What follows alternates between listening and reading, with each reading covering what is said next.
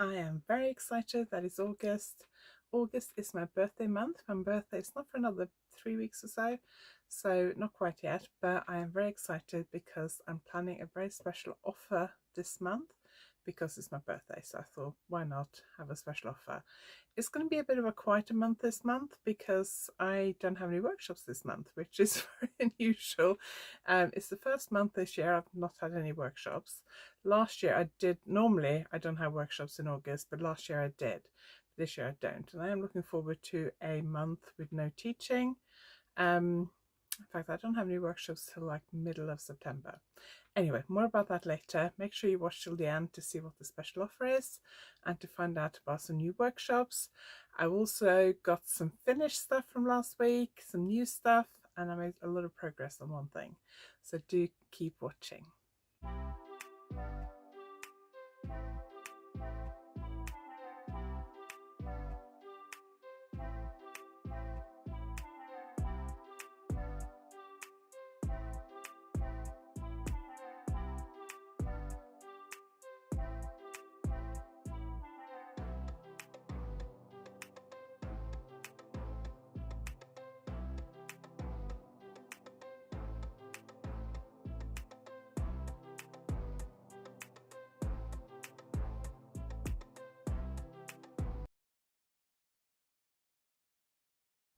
Hello and welcome to episode 82, I think it is, of Confessions of a Yarn Addict podcast. My name is Anniken. I design knitting patterns. I teach knitting workshops online and in person, and I sell yarn through my website yarnaddict.co.uk. If you haven't signed up for my newsletter, make sure you sign up. I mentioned that I have a special offer this month, which I will share later, but I may also do some like weekly exclusive special offers that are only valid for a few days. So make sure that you sign up to my newsletter so you don't miss that. You can find all the links below this video or go to my website yarnaddict.co.uk. So if you liked today's video, please give it a thumbs up, and if you haven't subscribed yet, please consider subscribing, and let's get on with the video. So before we start talking about what I finished this month, I just want to mention that I'm teaching at YarnAddict. I think maybe I mentioned it last week, but I don't think the workshops were out last week. But the workshops for YarnAddict are now available for booking. I am teaching on 24th of September. I have it posted on my wall and I forgot to write it down. But I'm teaching on 24th of September at YarnAddict. So YarnAddict is over 2 days, 23rd and 24th of September. In Skipton in North Yorkshire. And I'm teaching on the Sunday, so Sunday 24th of September from 1 to 3:30. And I'm teaching 2-colour brioche, so I'm very excited about that. Those who take part in the workshop will actually get a kit to knit my brioche headband. This pattern has not been released yet, and I don't know if it's going to be for like general release or just for people who do my workshops. But this is a very good pattern for teaching you how to do basic 2-colour brioche. We're going to do syncopated brioche, which is where you flip the colours. Can you see that? You won't be getting the kit in this yarn because this is hand-dyed yarn, and I don't know even if it's available, but you are going to be getting the kit in some of my own yarn. I haven't decided exactly what yet, but it will be nice. I'm actually cast on for a new headband in the yarn I think I'm going to use for the workshop, but I've only done like that much, so I'm not going to share that yet. But you will basically get to start this headband in the workshop if you want to. If you don't want to knit a headband, you don't have to. To teach the basic 2-colour brioche, I thought we might as well do the headband because it's the swatch I was using for my workshops before. It's the same as the start of the headband basically. So if you don't want to make the headband, that's fine, but you'll be starting it in the class, and then once the class is over you can decide whether you want to carry on and finish it or whether you want to just leave it. That's absolutely fine. But if you are new to brioche and you've never done any brioche knitting before, or you've only done 1-colour brioche, then this would be the perfect workshop for you. We're not going to go into like fancy stitch patterns like increases and decreases to create all those kind of swirly pretty brioche patterns. Just basic 2-colour brioche. We're going to do syncopated brioche. This is my cool's cow. This is the cow that matches the headband, so you can see how the colours are changing. The workshop is on 24th of September at YarnAddict. You need to book through YarnAddict, and your workshop fee includes the kit. It only includes the yarn and the patterns. You do need to bring the needles, but all that will be in the workshop notes. I did have a question from somebody on Instagram, I think, or might have been YouTube, I can't remember, asking if it was a good idea to learn one colour brioche before the workshop, and my answer was no, I don't think it is. When I first started teaching brioche, my very first brioche workshop, I did one colour brioche first, then two colour brioche. And I would say, based on that one workshop, I don't think learning one colour brioche first helped the people who were there learn two colour brioche. So I actually stopped teaching one colour brioche because I don't think it really helps you with two colour brioche, because there's a few things that the basic technique is kind of the same, but there's a key element that makes it different. So you don't need to have done any brioche, or if you've done a bit of brioche before but you need more practice, or you want to go over all the basics again, then this will be the perfect workshop for you. Numbers are limited, so make sure you book. I will put the link below this video.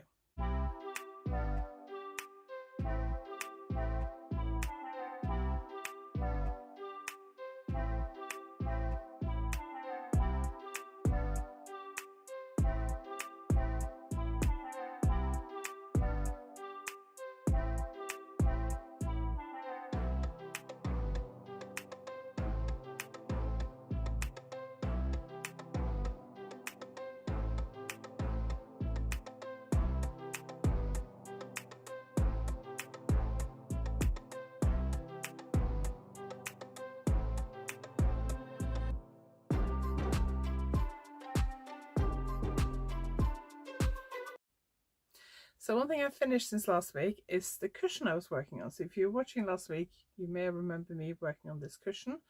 Now I do have a slight admission to make. I was knitting this cushion in Lang Merino 120. Let me just pick up the balls of yarn. So that colour and that colour. Now I have a basket of yarn next to my desk here with lots of yarn from a brand called YarnAddict, including a pale grey. Now at one point over the weekend, when I was rushing trying to finish this cushion because I knew I had to finish it by the end of the weekend, I went upstairs to pick up another ball of the light grey because I needed it to finish the cushion, and I thought I'd picked up this one, and when I finished the cushion and I emptied out my project bag, I had this bag in there, which is not this one. This is YarnAddict. So let me just grab a full ball. Hang on. So this ball is basically this yarn. So it's YarnAddict merino cotton. It's what I knitted my clutches in, which we'll talk about in a minute. But I think because I had one of these sitting on the side, I just grabbed that. And it wasn't until I finished the cushion and I went to like empty out my project bag that I realised it had one of these in, which I then wound into a ball because it was kind of falling apart a bit, and not this one. Now they are very similar in colour, not identical. So I thought, did I knit the whole thing in the YarnAddict? But I didn't, because I've got the labels from the original two balls that I started with. So then I was looking at it because I can't remember where I changed colour. I probably could work out where it is if I went and looked on the inside for where I wove in the end. But I'm looking at it and I don't know, I can't really see where I changed. This bit up here where it's just the solid grey is slightly lighter than the grey bit down here where I cast on. But yeah, I realised that. I could not have said anything and nobody would probably have noticed. But I'm going to admit to my mistakes. Sometimes we knit with the wrong yarn. But it looks fine. It was only a few rows right at the end. It wouldn't have any effect on the tension because the yarn is exactly the same number of meters. Slightly different composition in that it's merino cotton rather than pure merino. But I don't think it made enough difference. I do need to work out where I've changed because I can't tell any difference at all. Anyway. This is the Diamonds Are Forever cushion. It was supposed to be bigger than this, but I was a little bit kind of lazy when I checked the tension, and then I changed the stitch pattern, but I measured the tension on my original stitch pattern. So when I got to like probably 3/4, I realized that it was actually coming out a bit smaller than I'd planned, by like 12 centimeters smaller than what I'd planned. I had a cushion that measures 48 by 48 centimeters that I was going to use, so I quickly ordered another one that measures 36 by 36 centimeters. The cushion I bought is not that great, and it's just, it just doesn't fill the corners, but I think that's because of the cushion, not because of the cushion cover. So I may actually at some point buy another one. I don't know. I bought a quite cheap one off Amazon. I might go to a local shop and see if I can get a better one. Anyway, one of the things I wasn't sure about was what to do with closing up the cushion. I looked on Ravelry at a load of cushions, and some had button bands and button fastening, some had like a flap that you fold over, and some just had it all stitched up. And I decided I didn't want to stitch it up because I thought, well, if you actually use this as a cushion on your sofa and it gets dirty, then you want to take the cover off to wash it, and if you've stitched off both ends, then you can't do that. So I made a cushion. I made a button band, and I put 6 buttons on. The buttons weren't actually my first choice. I have a load of buttons, but I used to always, when I did a show, if Textile Garden, which is a UK button company, if they were there, I would go to their stall and buy a selection of buttons. I'd buy sort of like 6 of one type, because I found that's usually enough. And I just buy colours I liked and styles I liked, and then every time I do a cardigan or something else I need buttons for, I just go in my button stash and find something suitable. Well, the shows I've done since COVID started, I haven't seen them. I don't know whether they've stopped doing shows or whether they just haven't been at the shows I've been at, because I've only done YarnAddict and Wonderwall. So I haven't bought any. I don't really like buying buttons online because it's difficult to see the colours and shape and size and stuff. But I'm going to have to, because I was really struggling to find buttons in my stash that suited these. And there isn't anywhere local for me to get decent buttons. I actually had some buttons in this teal colour that matched the teal perfectly, but I only had 4, and I decided that wouldn't be enough. So I chose these grey ones instead. They're not ideal, but they're okay. They actually look better on than I thought they would. So I'm very happy with this. This will become a pattern. I've actually sent the pattern off to my tech editor today. I'm hoping to release the pattern for YarnAddict, or at least have it available for YarnAddict. Whether I'll release it online before YarnAddict or after YarnAddict, I haven't quite decided yet. It just depends on what else we get ready for YarnAddict. But the pattern will be available for YarnAddict, and I will also hopefully have the yarn at YarnAddict. I use Lang Merino 120, which is a DK superwash merino yarn. I'm very happy with it. I am very tempted to knit it in some other colours, maybe multicoloured, but we'll see what I do for time, how I do for time, because I may not have time to do it. So I had kind of finished this last week, but I hadn't completely finished it. I finished the knitting on this last week, and I put the frame on, but I hadn't actually done the lining. So I have now done the lining. I've also got a new project in there, which I'll talk about in a minute, but I have the lining. So in the first clutch bag I made, which is this one, which is a beaded one, I decided I want to use felt lining, because if you use cotton to give the bag a little bit of structure, you need to attach interfacing, and I thought that's just a bit more hassle. And also felt is a lot easier to sew with, because it's not as slippery, especially if you want to hand sew it, which I did. I do have a sewing machine, but I couldn't be bothered to get it out, so I hand sewed it. And this felt I got from a local sewing shop. She only had like squares, and I ended up wasting quite a bit because I only got like 1 piece from each square, and she didn't have more than 1 square in each colour, so I ended up buying like 3 different colours. I may actually redo the lining for this, because this felt is a little bit thinner. So when I decided to do this one, I actually ordered some felt on Amazon. I have a feeling that maybe this is proper wool felt, because it feels different, but it may be acrylic, I'm not sure. This is acrylic felt, so it's not proper wool felt. but I just ordered something on Amazon. But it is thicker, and it does give the bag a little bit more structure.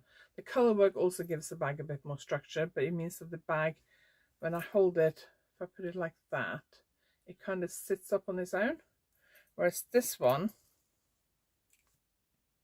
does not. You can see that one kind of collapses. So I may actually redo the lining for this one, and see if that will make it sit up like that. But I don't know, we'll see. I've actually cast on today for another one of these in a different colour, because I want to check some details with the pattern. I was working on the pattern this morning, and I just need to check some measurements and things, and it's difficult to measure these once you've assembled them. So I thought I'll just knit a new one because it's fairly quick, and I do have I am waiting for some yarn for a deadline, but the deadline's not till September, although I'm hoping to get most of it finished by the end of August, but the yarn's not here yet. Probably won't be here till maybe towards the end of this week, maybe next week, but I may finish this beforehand. So I have of this one, this yarn, I have 4 colours, so let me just grab them quickly. I knitted these clutches in YarnAddict, which is a Danish brand, and I have 4 colours because I ordered them when I ordered yarn for Wonderwall, but just to try, because I wanted to see what the yarn was like, whether it was any good. So I have the yellow and the pink they use for this. That pink is the same as what I use for that. And then I have green and I have grey. So what I decided to do was to knit this one in another colour. I was tempted to use the grey, but for some reason I decided to go with I was tempted to use the green, but I decided to go with the yellow. Kind of thinking now I should have gone with the grey, no, with the green, but I went for the yellow. So that's what I'm doing at the moment. I like the yellow, it's quite bright. So I'm knitting the beaded one again. This one I used 2 different colours of beads, green and purple. This one the new one, I'm going to do 1 colour of beads. So that's quite a bright yellow. It's not as bright as it looks on the screen, I don't think. But I have these teal beads, and I thought they would look quite nice because they contrast quite well. But then I also have these beads. I think the colour is called Claret. They're Debbie Abraham's colour 538. And they have like multicoloured.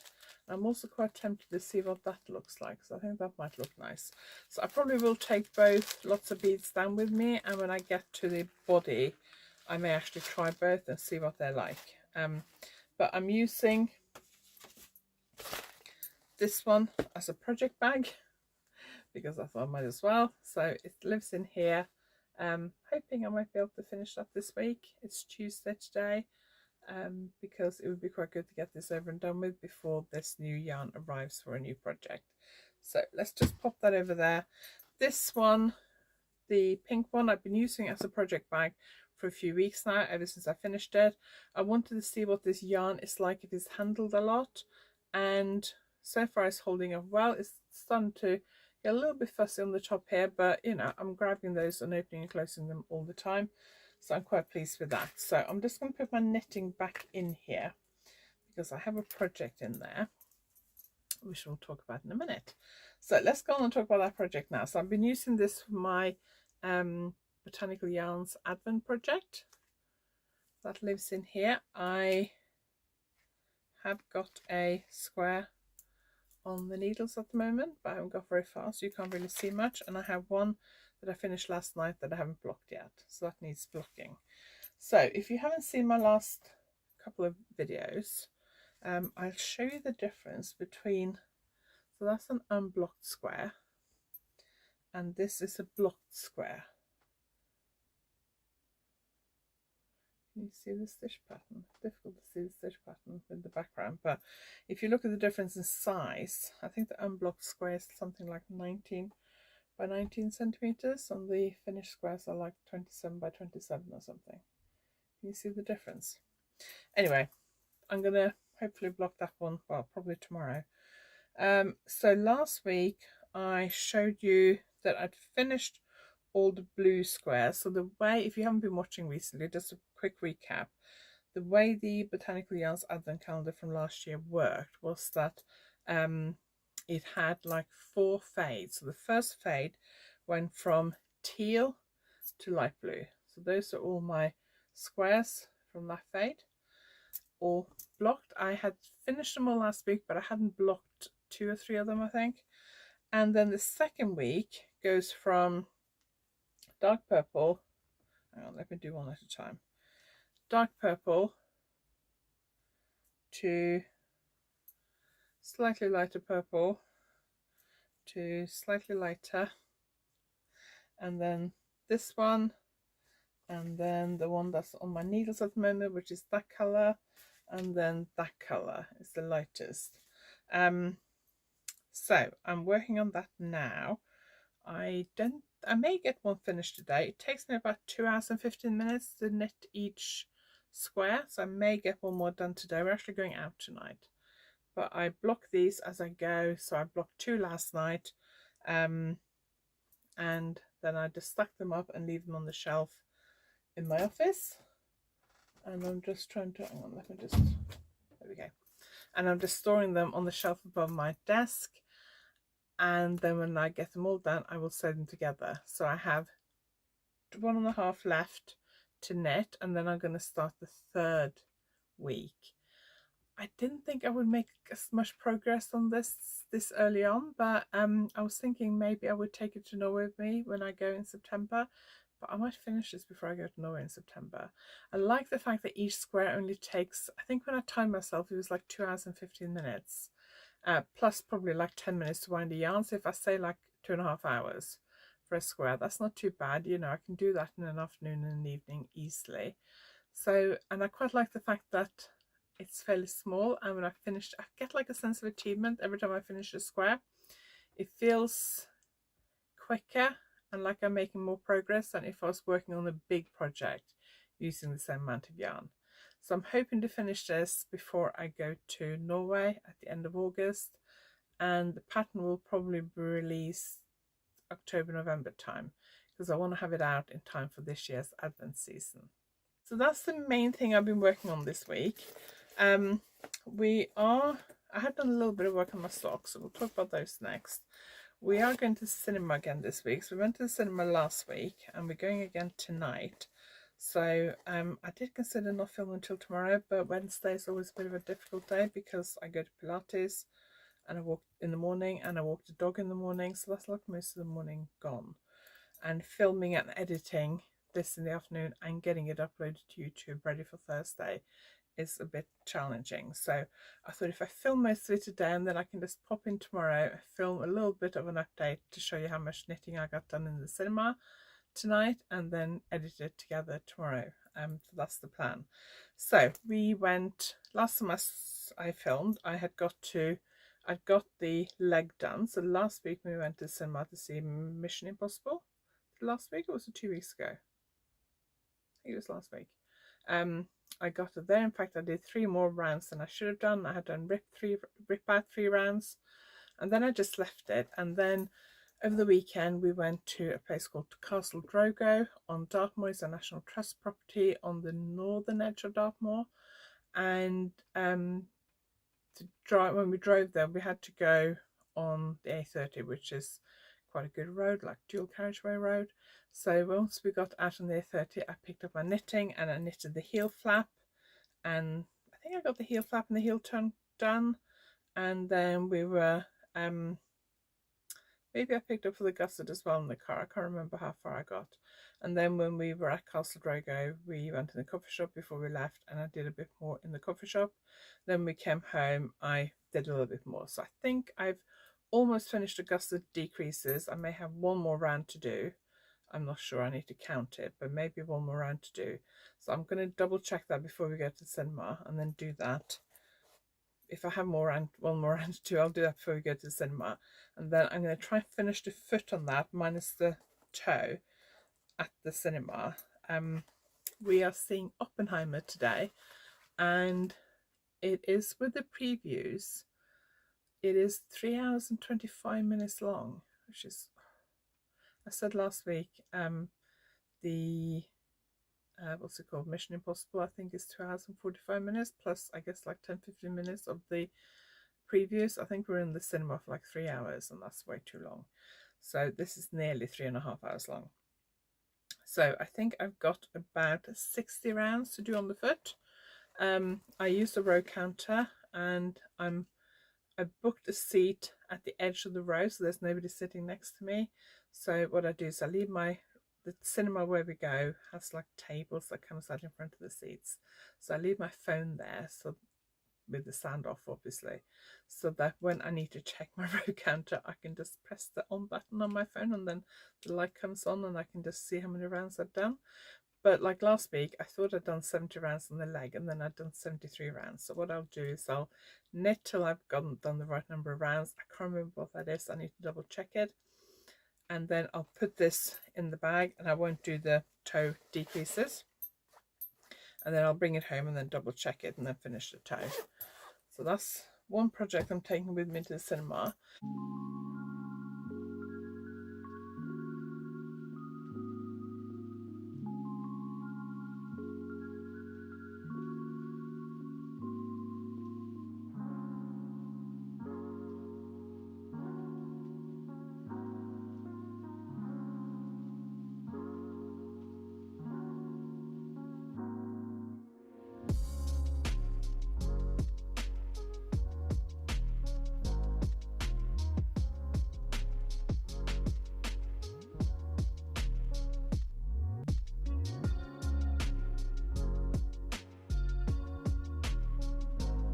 And then last week, ready for when we saw Mission Impossible, I also cast on for a second sock, and I knitted.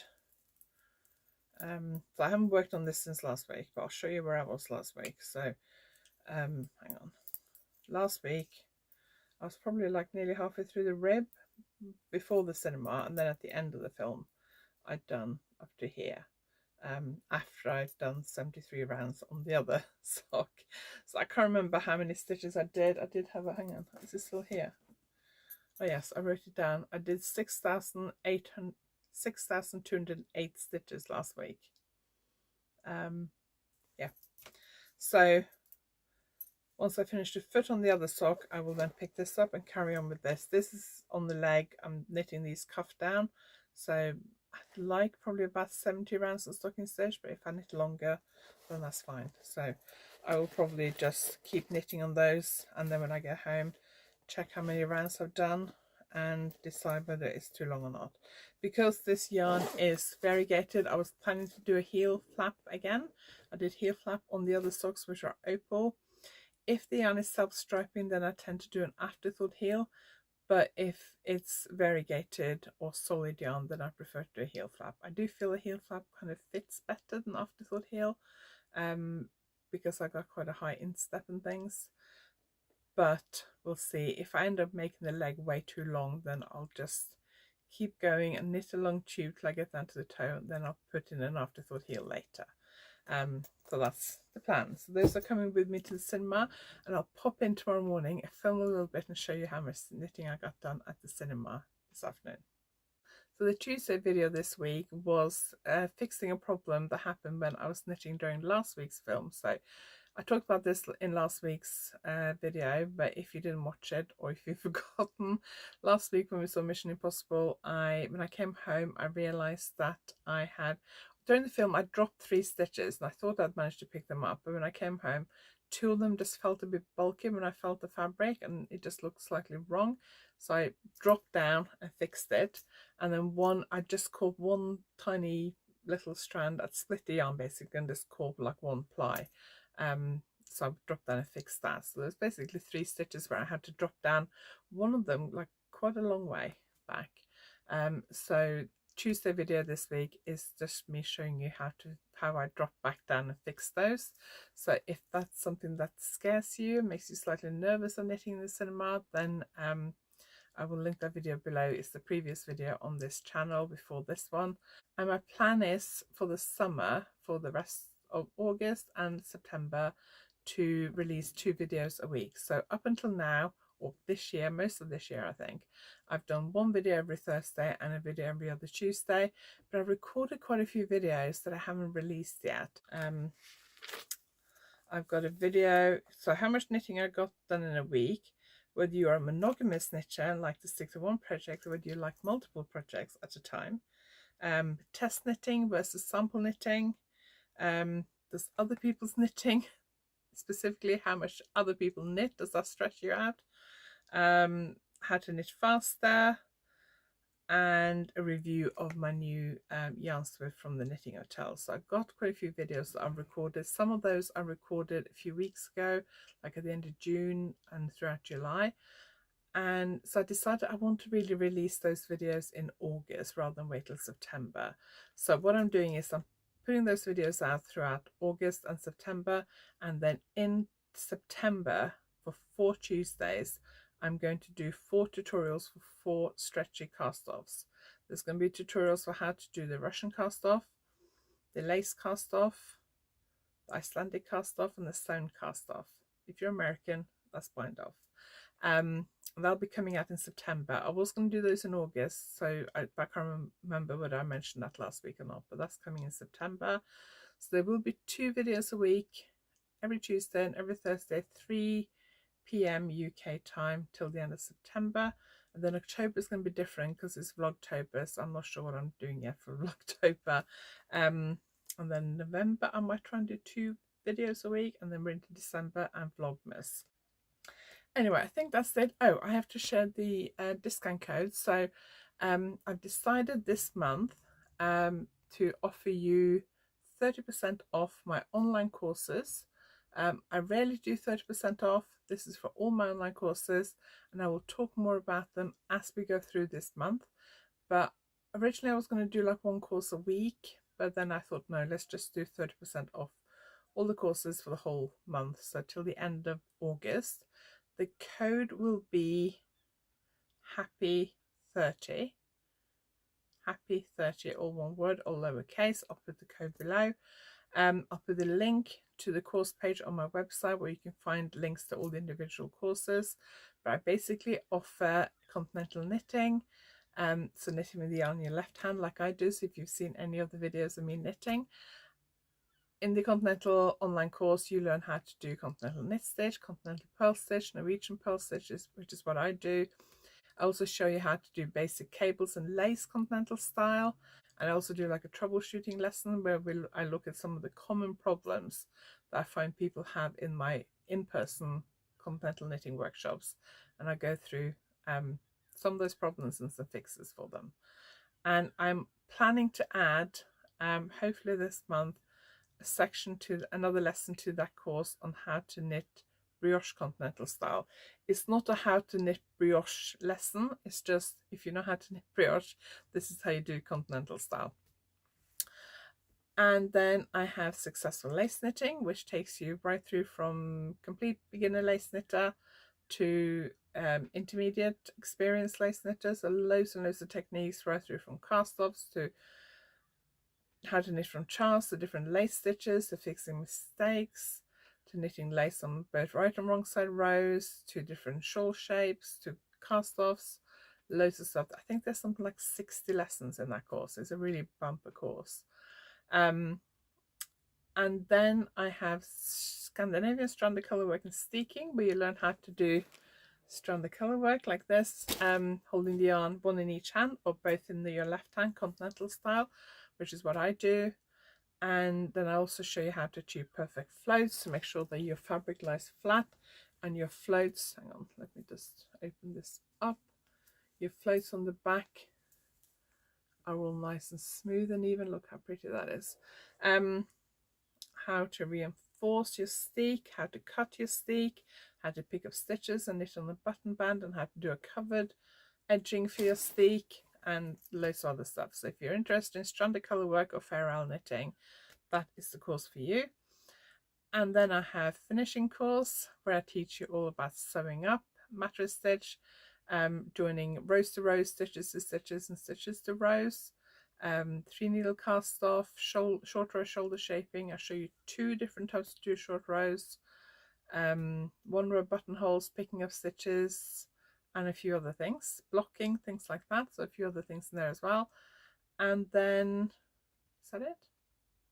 Oh, successful socks. So successful socks is based on my Aventura sock pattern, and I show you how to do socks from the cuff down or toe up with a choice of 2 different toes, 2 different afterthought heels and how to make afterthought heels that actually fit you. And we do 2 different stitch patterns and a stretchy cast off for the toe up socks and things like that. So loads and loads of sock knitting type stuff in there. So lots of exciting online courses. I'll put the link below to where you can find all the details. You can get 30% off in August 2023 only if you use the code HAPPY30, all one word. So HAPPY30, all one word, all lowercase. I'll put the details below.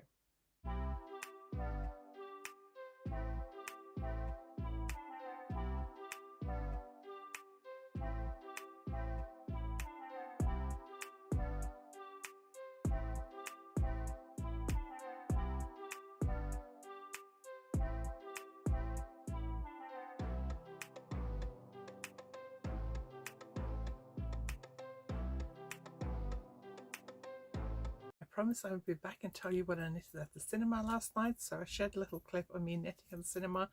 When we got there early, so we got there about 10 minutes I think before the screening started, and we were the first ones there, so I quickly got my camera out and filmed a little bit before anyone else got there. I think somebody else was just walking in as I was filming. So first sock I started knitting on was my opal socks. I was there. This beaded marker is from Beading Heck and I'll link her below. So I started there and I knitted up to there, and that is 53 rounds, 64 stitches per round, 3,392 stitches. So that was the first sock, that was the opal sock. And then my Truly Hooked Sparkle sock, I started where that marker is. That is by the Corner Craft. So I started there and I knitted 76 rounds, 64 stitches a round, which is 4,864 stitches, and in total I knitted 8,256 stitches. So the actual film was about 3 hours long, but the whole like screening with the previews and everything was about nearly 3.5 hours long, about 3 hours and 25 minutes I think, but we were there a little bit earlier, so I would say I probably knitted for about 3.5 hours in total. Obviously I took breaks to have a drink and to eat my popcorn and things like that, so it wasn't like non-stop knitting. Then at the end, when I was just like pushing the stitches back on this needle, when I finished that needle, I accidentally pulled my needle out of like 4 stitches. I managed to slide them back on the needle, but I could feel they'd unraveled a bit, so I just left them. I thought I will fix that when I get home. So I hope you enjoyed today's video. Thank you very much for watching. I really appreciate it. If you're new here, please consider subscribing. And if you like this video, please give it a thumbs up. And I will see you next time. Thanks for watching.